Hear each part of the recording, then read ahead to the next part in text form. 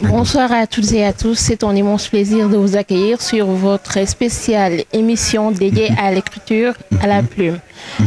Bienvenue sur nos plateformes digitales. Aujourd'hui, nous avons l'honneur et le plaisir d'accueillir Monsieur Mansour Niang, notre invité de ce soir, en même temps l'écrivain de l'identité de la femme, l'auteur, autant pour moi. Donc Mansour, bonsoir et bienvenue sur Sénégal Info. Merci, bonsoir et ça fait plaisir en saluant aussi les internautes et aussi Sénégal Info pour cette invitation qui s'avère vraiment important. C'est un plaisir. Merci beaucoup, Mansour Niang. Pour rappel, l'ouvrage L'identité de la femme nous parle de la puissance, de la grandeur, en même temps le rôle de la femme de manière générale. Donc, pour yaatal waxtaan bi mu gën a yaatu dañ koy andi ci kàllaamay wolof comme ça ñëpp mën ci jot. Donc ci cadre mbind ba tey rek Mansour ñu ngi lay nuyu bu baax a baax di am mbégte ak contentement di la dalal suñu ay locaux fii ci Sénégal Info. Mansour yow lan moo la waral nga inspiré wu jël sa xalima nga ne da ngay bind waaye itam da ngay bind ci li nga xamante ne ni moom moo di Soxna, l'identité de la femme. jërëjëf Gëm di la remercier waale aussi di la fayaale aussi par rapport à cette question bi nga xamante ne si ni solos bi ëpp na ndax jigéen moom daanaka mën nañ ni bu jagee penc jàkk xëy na si loolu moo taxu ñu ni il faudrait que ñu bind si mais surtout aussi ça permet aussi de participer aux œuvres de développement. Donc yow lan moo la gën a mën a inspiré wu nga jël titre bi nga xamante ne moom moo di identité de la femme. Donc mu nekk loo xamante ne lu am solo la en tant que titre nga dippee ko sa ouvrage bi la. Voilà, par rapport au titre xam nga bi ñuy njëkk bind ouvrage ñu tuddee woon livre bi La face cachée de l'économie mondiale. À un moment donné dañu si doon réfléchir sur une perspective mooy maanaam développer benn modèle boo xamante ne si ni wala boog mën naa ni modéliser benn exemple boo xamante ni dina permettre réew yi nga xamante ni si sous développement xaw na leen sonal ñu jéem a xool naka la ñuy jéem a saytoo loolu ba mën na am lu nga xamante si buñ ko proposer dina tax ñu mën a génn si situation wu sous développement boobu noonu. léegi pour ce faire dañu woon il faudrait que ñu jéem a xool naka lañ koy développer si perspective boobu noonu lañ nekk di si doonoon si réfléchir ba à un moment donné si la ñu rendre compte que ni jigéen dafa nekk élément bu nga xamante ni si mën naa ni bu jegee penc mën a jag bu ñu ko joxee akam ak yelleefam wala boog jox ko wàccuwaayam jox ko li nga xamante ni si ni moom la ko suñu borom sédd dina tax moom mu mën a am stabilité mais surtout jouer waale si stabilité wu dëkk ndax buñ comme ni ñu ko waxee sànq jigéen bu jagee penc jag ndax si biir loolu noonu moo taxoon ñu ni woon il faudrait que ñu jéem a développer benn modèle ndax bu ñu amee résultat boobu noonu dina tax penc jag te bu penc jagee dafay jouer si stabilité wu dëkk. La preuve en est que li ngay gis pays si bëri yi nga xamante ne si par exemple sous développement wala boog am nañu retard yi nga xamante ne si c'est très poignant booy xoolee si ni ay jigéen tout souvent dina am yu nga xamante ne si ni des nañ leen jox seen ak seen yelleef ndax booy xoolee principalement sax citation bi Mame Cheikh Ahmed Tidiane Sy Al Maktoum moo ñu bloqué woon parce que à un moment donné xaw nañu am un peu syndrome de feuille blanche pour mën a am inspiration pour mën a bind léegi si biir syndrome moment boobu noonu si la ñu doon chercher à explorer beaucoup de champs de réflexion léegi si lañ mujj dalee si citation Mame Cheikh Ahmed Tidiane Sy Al Maktoum mooy bi muy wax ni être soxna est un vocable qui sert de qualificatif pour devenir une femme vertueuse. Donc attribuer ce titre à une femme revient à lui offrir un collier de valeur indiquant son appartenance à une certaine classe. léegi si biir perspective boobu noonu lañ ni lii mën na débloquer situation bi. Par la suite si la ñuy chercher à développer citation boobu noonu à un moment donné on s'est lancé sur une perspective de recherche-action di ko approfondir ba à un moment donné ñun ni xaaruñu jéem a xool li naka la ñu koy mën a utal benn perspective ba si le livre bi mujj judd ndax jigéen moom daanaka booy xool si moo tax si biir livre bi bëri na expression bi ñu si utiliser muy nekk au lieu de ñu utiliser femme mais soxna lañ doon di ëpp li ñu doon di utiliser si biir si biir ouvrage bi. D'accord, am na solo. Donc ba tey rek ci boobilee wàll gis nañ que ni fil conducteur la boo xamante ne nii moom nga établir. Donc mu nekk porte boo xamante ne nii foofu la ñuy njëkk a commencer. pour mën a dem ci li nga xamante ne moom moo di développement monde bi. mu nekk lu am solo ba tey rek ci personnage auteur bi la ñuy dugg si muy Mansour Niang. Kan mooy Mansour Niang?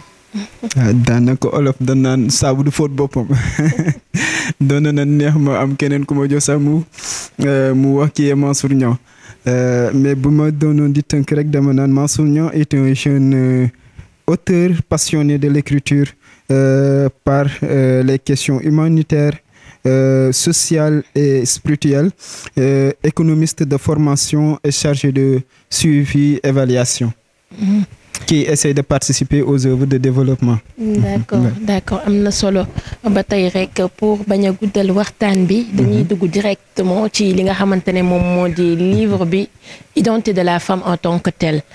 Donc wax nañ ci titre bi wax nañ ci li nga xamante ne nii moom mooy lan moo waral nga choisir boobilee titre. Donc dañuy dugg directement ci li nga xamante ne moom moo di les parties. Donc partie yi nga xamante ne moo ëpp solo ci boobilee ouvrage. Donc mën nga ci ñëw yi ëpp solo. waaw par rapport ak partie yi nga xamante ne si ni ñoo composé livre bi xëy na booy xool par rapport ak citation bi ñu jotoon tudd sànq am na ay segments yu nga xamante ne si Mame Cheikh Ahmed Tidiane Sy Al Maktoum mu ngi si doon tudd te ku lire livre bi di nga sentir benn agacement boo nga xamante ne si ni principalement dafay lié wu ak citation bi si première partie bi mën naa ni sax si 11 segments lañ ko teg wala boog ok 11 parties premier bi dañ si ñëwoon ñu andee ko woon sur le courage et la volonté face aux exigences et réalités lu tax ñu andi ko ndax balaay dara jigéen la ñu wax parce que l'identité de la femme, parler de l'identité de la femme, c'est parler de quelque chose de très puissant, parler de quelque chose de fort, parler de quelque chose qui mérite une réflexion approfondie. Et par rapport à cela, il faudrait dans un premier temps ñu jéem a xool aspect volonté bi naka lañ koy mettre dans un premier temps à l'avant, parce que sans la volonté nit ki mën na am mbébét yu fort yu intention yu nga xamante ni si c'est démesuré, mais bu volonté bi ñëwul dafay jur stagnation wala boog du mën a aller dem fu sori. bi ñu jógee foofu noonu xam nga dañuy jigéen te boo nee jigéen yaay day ñëw te boo nee yaay baatu olof la dafay la duggalante ak benn laaj mooy yaay kan. léegi si biir partie boobu noonu si lañ ne il faudrait que ñu andi beneen aspect ñu andee ko source la femme comme étant une source d'inspiration. Comme source d'inspiration bëri na ñuy bëndi si jigéen andi ko comme c'est ay thématiques poétiques nga xam te ne si ni ordre d'agencement bi dañu ko c'est plus que important moo xool même si njëlbeen bi ñuy bind ay rime lañu ko doon def ouvrage bi. à un moment donné ñu ni rime jël ay poème teg ko c'est important parce que sargal jigéen la. mais il faudrait que ñu poème bu si nekk ñu jéem a explorer ce que cela veut dire. et bien sur cette partie d'exploration si lañ ko mujj développer de manière beaucoup plus spécifique pour dire que la femme est un chemin d'inspiration qui est plus que spectaculaire. beneen bi aussi ñu andiwaale affection maternelle. Pourquoi affection maternelle? Parce que on s'est dit que yàlla suñu borom kenn ku si nekk dalee teg ndeyjooram. C'est la main invisible de Dieu qui est scotchée à toute personne nga xam te ni du dañ mukk. mais derrière à côté de ça dafa am lu ñuy wax affection maternelle li nga xam te ne si ni yaay dina ko am si doom te liaison bu nga xam si c'est tellement fort et puissant que ni loolu dafay nekk lu nga xamante ne si ni dafay nekkaale benn genre dualité bu nga xamante ne si ni c'est spectaculaire. léegi si biir dualité boobu noonu booy xool même bi ñuy définir jigéen lan lañ ko wax la femme c'est l'entreprise de Dieu pour wax ni rek synchronisation avec la trône bi nga xamante ne si ni jigéen am na ko.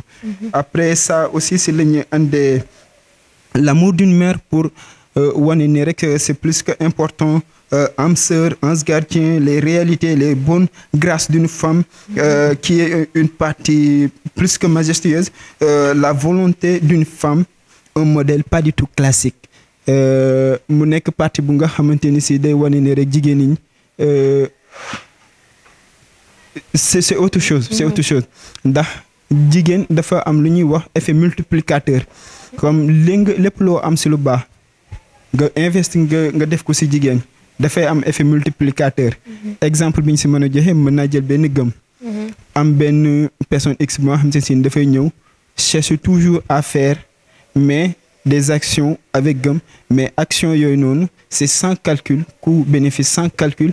yi nga xamante ne si ni dina chercher à avoir des intérêts mais il l'a fait avec toute efficacité et effacement.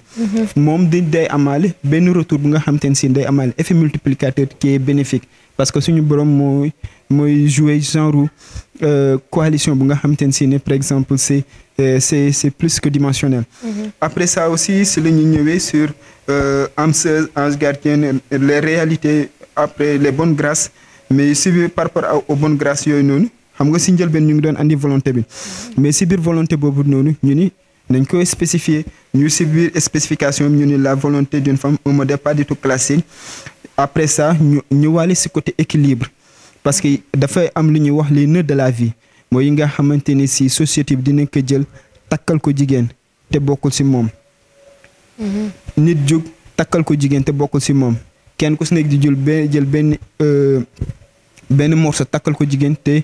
bokkul ak li nga xam si mooy identité jigéen xëy na si biir yoon noonu si la ñuy ñëwee pour andi ko beneen bi si des muy le poids d'être une femme mu nekk lu nga xamante ni si partie bu nga xamante si dafay wan ne diisaa yu doon jigéen bi nga xamante ni dafay war képp kuy góor jéem taxawu ba jigéen ñi mën a am seen àq ak seen yelleef ba li nga xam si moo jëm si seen wàllu bien-être ñu di ko am xëy na si tënk mën naa ni différentes parties yooyu noonu ñoo composé ouvrage bi pour mën a sargal ak jox jigéen ñi voilà seen àq ak seen yelleef mais tamit wan leen ni ils sont plus que des reines elles sont plus que des reines autant que moi elles sont plus que des reines ouais. D'accord. En tout cas gis nañ que ni vraiment livre bi c'est bien structuré donc képp ku nga xamante ne moom moo di soxna war na ko war a mën a yër waaye képp koo xamante ne ni sang la itam war na ko war a mën a yër ndax jàngat la boo xamante ne ni ku ci nekk muy ndaw di mag war nga ko war a mën a xam. Voilà parce que boo xoolee ci cadre surtout poids de la femme c'est important. Voilà donc képp koo xamante ne ni tu es un homme nekk ci àdduna bi yëpp mën naa ne war nga ko war a mën a gëstu pour mën a jàppale li nga xamante ne ni moom moo di jigéen yi nekk seen alentour. Voilà donc toute femme aussi war na war a mën a yër partie boobu nga xamante ne moom moo di volonté pour mën a xam li nga xamante ne ni moom moo koy xaar ci penc mi pour nga xamante ne na mën a évoluer ak gëm-gëmam waaye itam ak bëgg-bëggam. Donc livre l'identité de la femme c'est fait pour tout le monde ñëpp war nañ ko war a mën a lire ngir mën ci am li nga xamante ne moom moo di njariñ. ci noonu rek ba tey dañuy dugg ci biir livre bi Mansour yow ban partie moo la ci gën a marqué en tant que auteur. Ouais. C'est une question qui est plus que pertinente. Ça même je peux le dire. Bien sûr parce que rendre hommage de la femme c'est quelque chose qui est vraiment important mais la partie qui nous a le plus marqué c'est au niveau de l'introduction car on disait que plus on essaye de comprendre l'entreprise de Dieu et plus on se rend compte qu'elle est la plus grande merveille de l'histoire parce que ça c'est trop beau. C'est puissant mais que ça résume l'ouvrage. Ça résume l'ouvrage. Oui, en tout cas c'est important. En tout cas c'est une citation très belle. Vraiment donc ñun ñëpp war nañu war a mën a jàng ci li nga xamante ne moom moo di l'identité de la femme vraiment c'est très très intéressant. Donc ba tey rek ci boobile wàll. balaa ñoo dem ci perspective yi Mansour en tant que scientifique parce que yow gis nañ que ni sa ay lijaasa donc ci cadre science nga ko am. lan moo la gën a motiver pour nga jël sa xalima nga ne da ngay bind te fii historiquement dañoo faral di wax ni que ni tout le temps sont les littéraires qui écrivent donc mu nekk loo xamante ne nii donc c'est un peu paradoxal oui. lan moo gën a motiver Mansour pour mu jël xalima pour mën a bind. Oui, c'est une question plus que pertinente, je dirais, parce que un économiste qui s'attelle à parler de l'identité de la femme, on peut comprendre un économiste qui parle de l'économie mondiale. Ça se comprend parce que c'est son domaine de prédilection. Justement, c'est ça. Mais aussi, il y a ce qu'on appelle les externalités positives. Les externalités positives. Maanaam nga def lenn lu nga xamante ne si ni dina am lu mu jagal si loolu mu jagal. amaat yeneen jagle yu nga xam si ni da koo laal. ndax si njëlbeen ñu ngi koy wax que ni la femme c'est l'entreprise de Dieu. te aussi jigéen ku ko jàppale dafa mel ni suñu borom nga jàppale beneen bi si topp mooy on ne peut pas parler de développement sans la femme. Bien sûr. On ne peut pas parler de développement sans la femme parce que dafay bëri modélisation bi ñuy yi nga xam si économiste dañ koy def pour andi ni am na modèle de développement am na modèle de développement bi am na modèle de développement bi mais implication jigéen dafa nekk lu nga xamante ne si ni c'est primordial. Mais c'était sur cette perspective qu'on s'est dit que comme la femme est le moteur principal du développement, il faut aussi qu'on parle de la femme pour qu'on puisse comprendre que elle est cette source originelle de toutes les bienfaisances. Oui. Ouais. En tout cas, c'est important. Donc, toute personne doit s'intéresser à la femme. Donc, képp koo xamante ne nii rek waxuma la nga yor sa xalima waaye nga yor li nga xamante ne moom moo di sa kàddu da nga war a participer ci lépp loo xamante ne dafay jëmal soxna kanam parce que comme niñ koy waxee donc c'est l'entreprise de Dieu. Voilà, c'est ça, comme l'a si bien dit Mansour. Donc, ba tey ci boobu la wàll donc dañuy jëm ci li nga xamante ne moom moo di les perspectives. Voilà, donc les projets à venir. Donc, yan ñooy projets yi ak perspectives ci wàllu bind. Voilà, donc parce que nekk na lu am solo. ñu gëstoo bu baax li nga xamante ne moom moo di l'identité de la femme. C'est vrai que ni si njëlbeen sax ñu ngi koy wax am na ouvrage bu njëkkoon a bind mu nekkaale toujours en gestation boobu noonu mën naa ni c'est une première perspective stabiliser ko et ensuite lancer ko et tout. Mais à part ça aussi il y a li ñu naan d'habitude man moom je suis un homme de l'ombre. Oui. D'habitude quand j'ai un objectif d'habitude damay préférer toujours plonger en profondeur. Oui, c'est ça, c'est important. li ñu naan togg ko ba mu leer ne ko commencé na ñor avec refaire surface et le partager. Mais n'empêche que ni mën naa ni rek il y a d'autres projets qui sont en cours. Ça même je peux le dire, il y a d'autres projets qui sont en cours. Et aussi comme je l'ai dit, on écrit pour participer aux œuvres de développement. Et comme c'est un objectif et c'est une de nos passions. Écrire, c'est une passion pour nous. Et donc, on ne peut rien que faire. Écrire et pour aller encore hisser la barre encore plus haut. Ouais.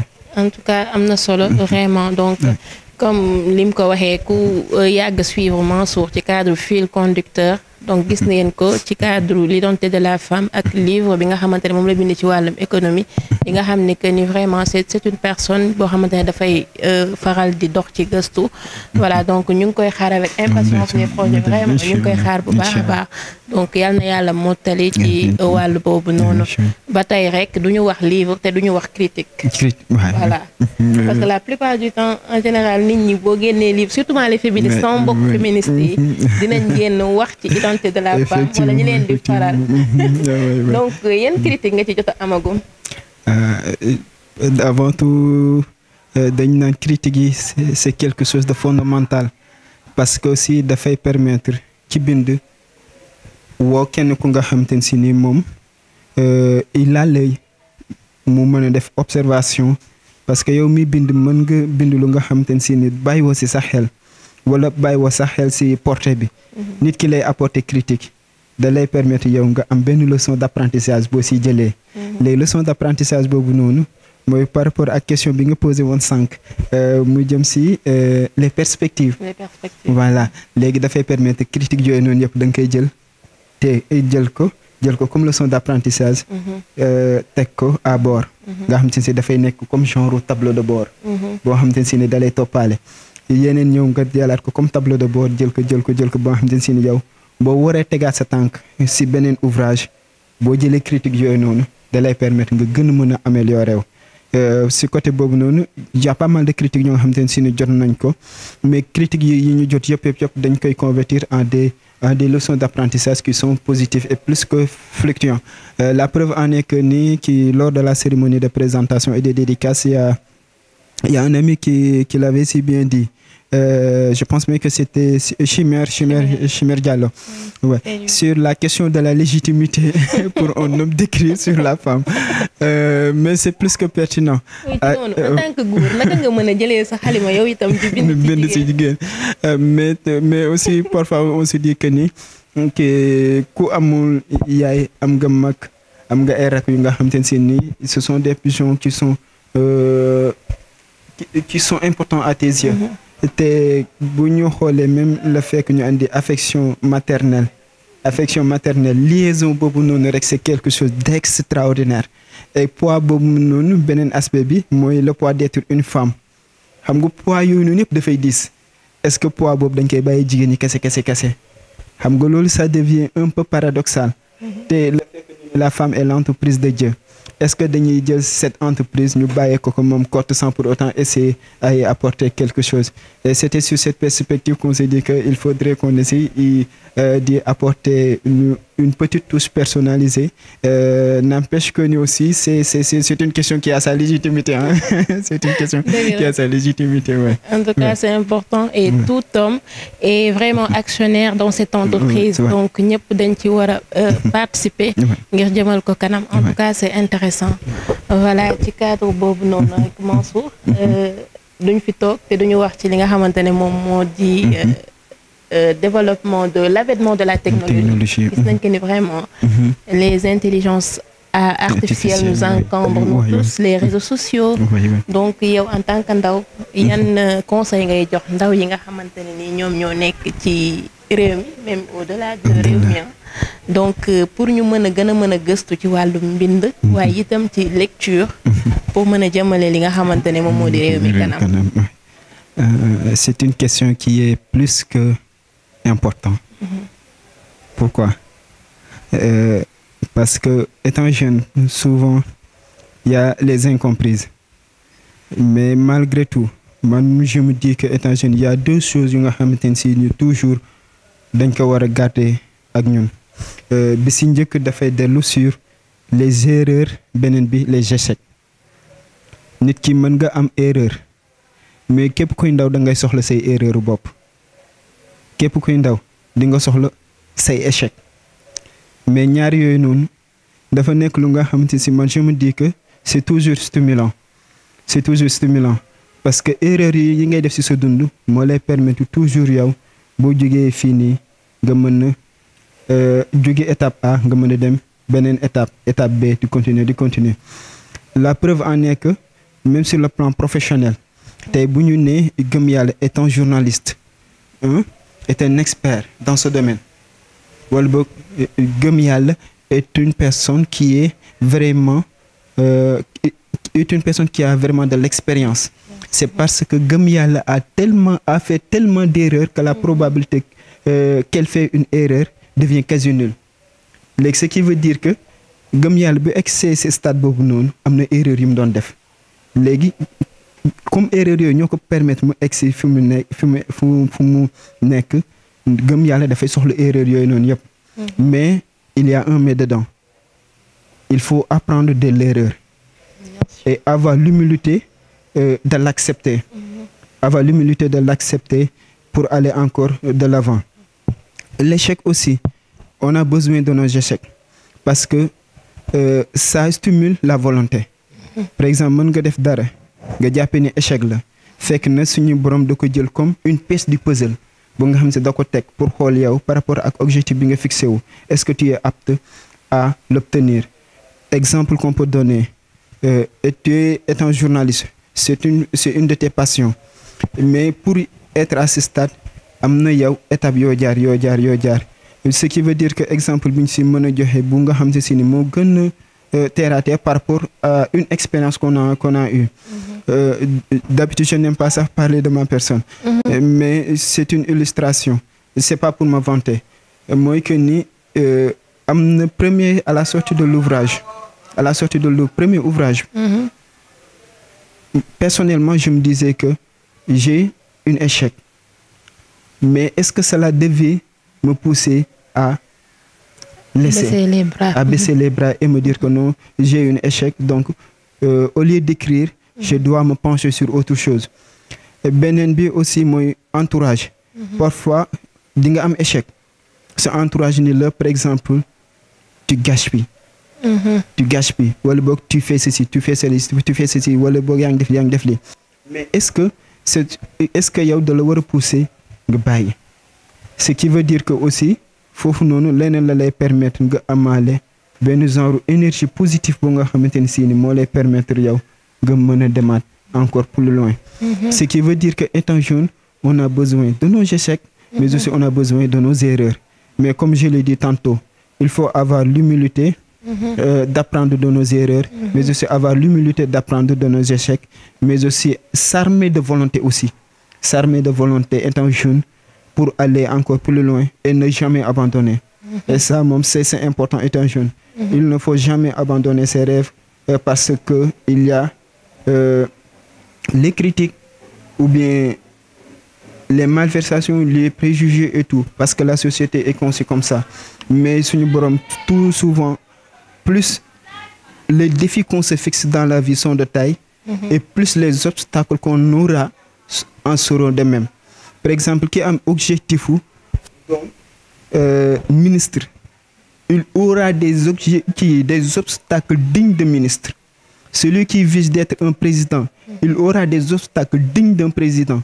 Celui qui vise à être un maire, il aura des obstacles dignes à ce poste. Quel que soit l'objectif que tu fixé, tu auras des obstacles en seront de taille. C'est pourquoi il ne faut jamais abandonner. Et comme je l'ai dit tantôt, il faut avoir l'humilité d'apprendre de ses erreurs et avoir aussi l'humilité d'apprendre de ses échecs pour en tirer les bonnes leçons et enfin de pouvoir aller plus loin. C'était ce que je voulais y ajouter là-dessus. Ouais. En tout cas, c'est très très important pour dëggal li nga wax rek mooy yoonu ndaw du gaaw. En tout cas, c'est intéressant vraiment. Donc ba tey rek ci loolu noonu Mansour, sa dernier mot? Par rapport à ça, je dirais que ce sont des remerciements à l'égard de Sénégal Info, les internautes qui nous suivent, mais aussi de remercier pareillement à toutes les femmes. Puisqu'on parle de l'identité de la femme, on se doit de les remercier parce que quoi qu'on puisse dire, vous êtes des icônes, vous êtes des guerrières, vous êtes des battantes, vous êtes des reines. On peut chanter toutes les louanges à l'égard de vous juste pour vous choyer et vous dire que vous êtes important. Votre bonheur ne dépend que de vous. Mais aussi, comme on est en octobre, n'est-ce pas? Oui. Et hier était la journée mondiale de la santé mentale.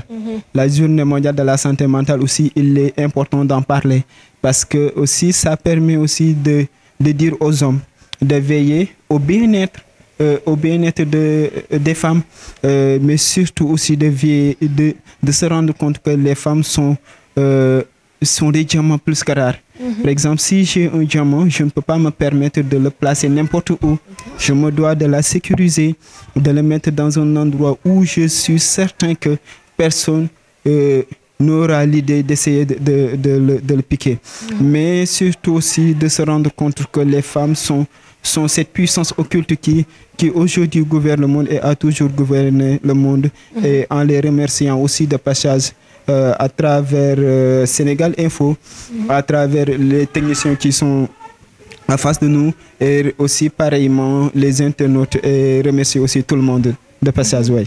donc ñun ñoo lay remercier vraiment donc ci fàttali rek da nga bokk ci ñi participer ci li nga xamante ne mooy jëmal kanam Sénégal Info di la ci jaajëfal bu baax a baax pour dire le personnage qu'on est en train de faire notre interview avec lui donc c'est quelqu'un vraiment koo xamante ne ku am taxawaay la ci liggéey ci xam-xam bi ñaan yàlla mu mottalil ko li nga xamante ne moom la dëgmal ci ay projet donc ci noonu rek comme ni mu ko waxee léegi ñu ngi ci octobre rose donc di wax à toutes les femmes di leen gën a wax ñu gën a mën a taxawaat ci cadre dem defi dépistage ci li nga xamante ne moom moo di cancer du sein di ko commencé ci man mii ak ñëpp donc mu nekk loo xamante ne ni farata la képp ku nga xamante ne yaa ngi doxantu ak doomu jàngoro boobu noonu ñu ngi lay wax tu es forte donc góor de même que jigéen naa ñëpp vraiment vous êtes des personnes fortes yal na yàlla sàmm leen teggil leen boobi lee feebar donc ñëpp ñu nga xamante ne ni ay jigéen lañ ñoom itam ñu dem defi dépistage xool seen yaxam